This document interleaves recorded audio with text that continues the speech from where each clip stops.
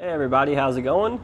Today we're going to be going over and showing you how to install the Curt T-connector trailer wiring harness here on our 2018 Mazda CX-5. So here you can see we have the trailer connector secured to the safety chain loops using the dust cap that comes in the kit here. So the dust cap, and again, it serves two functions. It allows us to secure the trailer connector and also helps protect the pins from any water getting in there, causing any corrosion issues and affecting our lights. So the T-connector provides us with a four-way flat trailer connector. That's going to be the most common. Chances are most trailers that we're going to be towing with our CX-5 are going to have that type of connector. This one is going to transmit the basic signals that we need to remain legal while out on the road.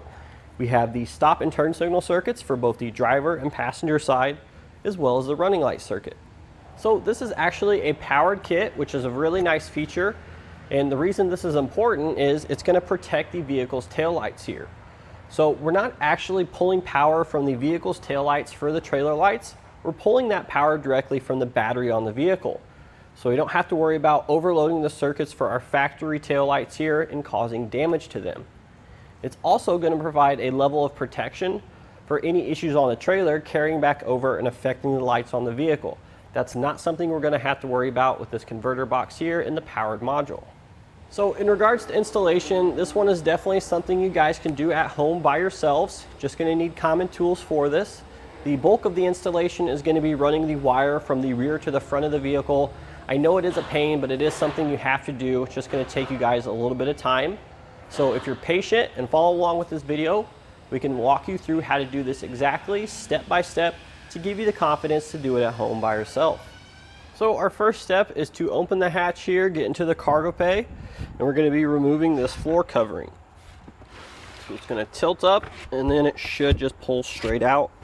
You may have to lower the back seats there.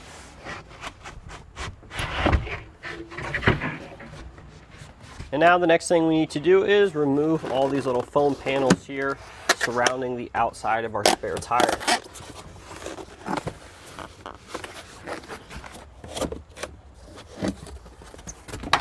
Next, we need to remove this threshold panel here.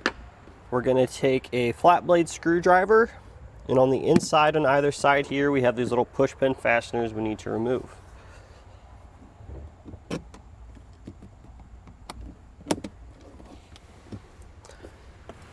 With those two removed, we should be able to peel this panel out of position.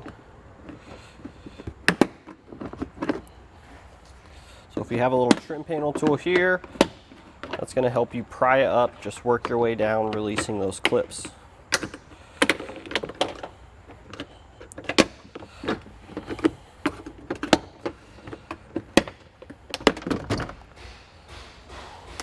So next, once we have that threshold panel removed, on the inside here, we're going to have another one of those push pin fasteners. So we'll remove that. And then if we look inside here, we're going to have a cargo buckle here. We need to remove that. So we'll take our flathead screwdriver and we'll pry out that section there to reveal the bolt, which we'll remove with a 10mm socket. And then we can just remove that like so. Now we're going to switch over to a Phillips bit. So we're going to come up here to this handle. We're going to take our Phillips head, pry open the door there, and then that's going to reveal a Phillips head screw. So we'll go ahead and get that out. And then directly on the other side of the panel here, we're going to have another one we need to remove as well. And now if we come down a little bit to where we're just working, we're going to have another cargo hook we need to remove using a 10mm socket.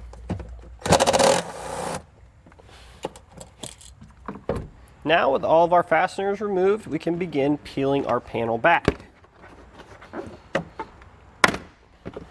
So we don't have to remove it completely, but we are going to pull it out enough to where we have room to work behind. And now we'll repeat those same few steps over on the other side of the vehicle. So next we need to locate the connector there for our tail lights over on the driver's side. So this is actually going to be clipped to the body. I just took a trim panel tool and just moved this out so we could show you guys a little bit better. But we're going to be separating these two connectors here. Just simply press down on that to lift the tab, and then they can pull out. Now we're going to grab the connectors here from our trailer wiring harness that has the yellow wire, and we're going to simply plug these into our factory connections.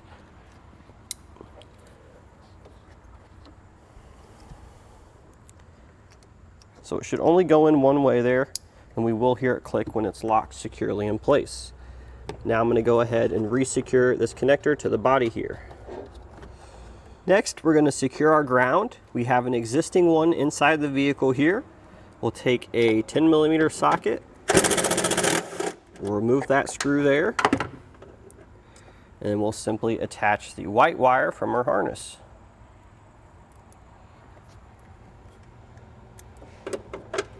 And then we can re-secure that ground.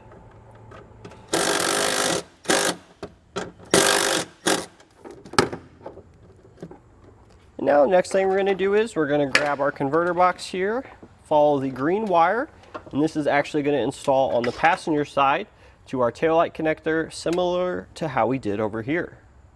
Now we're going to take our double-sided tape here, stick it on the back of the converter box here, and now we can mount the converter box. I'm just going to mount it to the floor in here, a nice flat surface out of the way.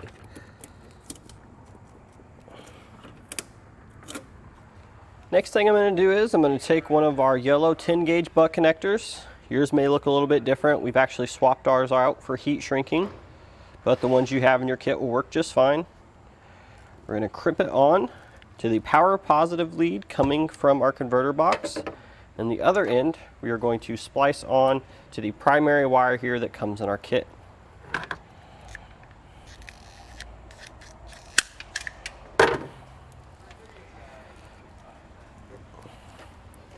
Next, what I'm going to do is I'm going to remove a grommet in the bottom of the floor here, and I'm going to start feeding our wire underneath.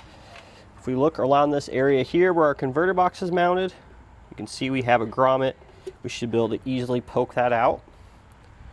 And then I'm going to just simply feed our wire down through that. So now we're going to take our 4-pole trailer connector here, and we need to route that outside the vehicle. Now, the access hole we're going to be using for this isn't going to be large enough to stick our trailer connector through, so we actually need to cut the lead and then re-splice it back on. So what we're going to do is we're going to cut closer to the converter box here, separate out our wires a little bit. You can see I've got one cut there, but we're just going to cut the rest of these connections here. And then we're going to splice on some butt connectors. That way I can route the other end of the trailer connector outside the vehicle, bring our bare wires up back through the hole inside the vehicle, and then splice it on here to the butt connectors. And now that we have our wires all routed outside the vehicle here, I went ahead and cut our grommet. I cut a little slit in there so I could reinstall it, and then I just used some silicone to seal that hole up. Now I'm going to go ahead and reinstall all the panels inside the vehicle, and then we'll jump back outside and we'll finish up the wiring from there. So now that we're underneath the vehicle here, we have both our 4-pole and our power wire.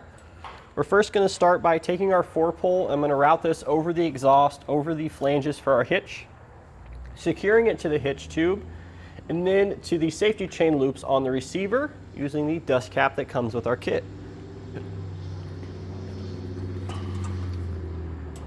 So as we said, we've got our 4-pole wiring harness, all the extra slack and wire. We have it zip tied to the receiver tube here, and then we have it secured to the safety chain loops on our trailer connector with the dust cap. Now what we're going to do is we're going to take our power wire, we're going to route that up to the front of the vehicle and attach it to our positive battery terminal. We're going to go ahead and do that now, and then we'll show you the path we took. So here you can see our power wire coming out from the bottom side of the vehicle. We have it zip tied to some existing harnesses here, and then we have it ran up and over the rear subframe. And we want to make sure it doesn't fall down in the subframe there, so we have a zip tie just directly when we come out. Now we've actually lowered this panel and zip tied it to the brake lines running all the way to the front of the vehicle. So you'll take a 10mm socket, you have a nut here, you'll remove to pull this panel down. You'll have a push pin fastener here, and then a few more bolts down the way using a 10mm socket. And as you can see, we just have it zip tied to the existing brake lines up above this panel to where we have it coming out here. We're going to go up top now. We're going to stick a pull wire down in this area here so we can tie our power wire to it and then pull it up into the engine bay. So we've got our wire pulled up into the engine bay here. I have a couple zip ties securing it to some other wires so it doesn't fall back down. Now what we're going to do is we have quite a bit of excess, so I'm just going to go ahead and cut that off now. We're not going to need this all. And once I have that cut, what we're going to do next is we're going to take our fuse holder here. So on one end of the fuse holder, we're going to crimp on a ring terminal. The other one, we're going to crimp on a butt connector. The end with the butt connector, we're going to attach to the end of our power wire. And then once we get that on there, we're going to attach this to our positive battery terminal. So we're going to flip open this cover here. We're going to take a 10mm socket and we're going to remove that nut.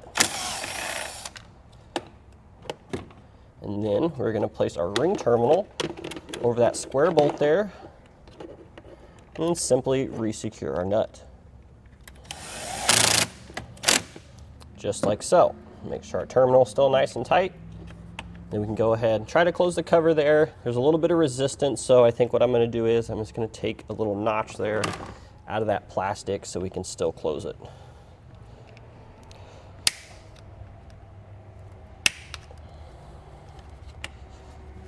And there we go, perfect. Now last thing is to go ahead and insert our fuse here, and then we can test everything out. So now with everything hooked up, we can go ahead and test out our trailer connector here. We're using a simple 4-pole plug-in tester, which we have available here at eTrailer. You can use your trailer as well. Just make sure that you make note that if there are any issues with the trailer, they're going to carry over to our testing with the vehicle. So I'm going to apply the brakes now. You can see we have those. Left turn, looks good. Right turn, that's there. And then finally tail lights. So now that we know everything is hooked up and working correctly. And that's going to do it today for our look and installation of the Curt T-connector trailer wiring harness here on our 2018 Mazda CX-5.